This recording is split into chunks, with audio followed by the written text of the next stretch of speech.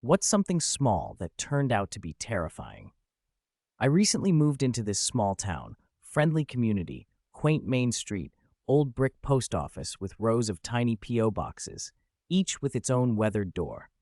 Amidst the chaos of unpacking and settling in, I'd stopped by the post office to set up a P.O. box for my mail.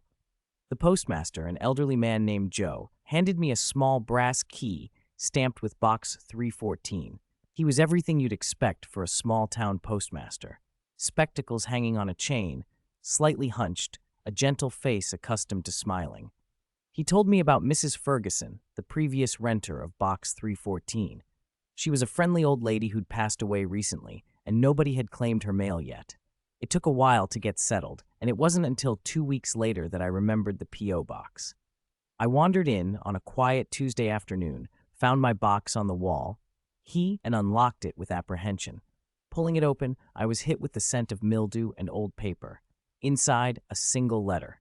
Yellowed, the handwriting shaky. There was no stamp, just one word on the envelope: Joe.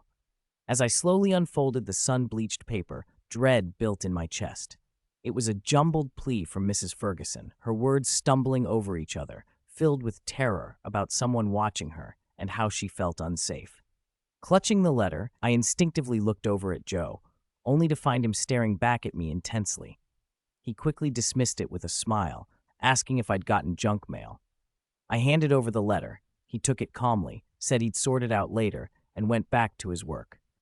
The next day, they found Mrs. Ferguson's body in her old, deteriorating house. The authorities couldn't determine the exact time of death, but it had been weeks.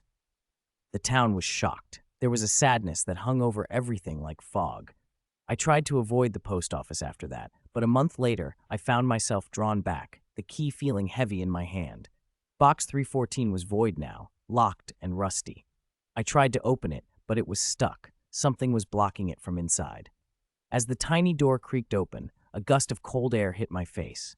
Frozen in horror, I stared deep into the dark recess of 314, at the small, single, beady eye staring back at me from the shadowy depths.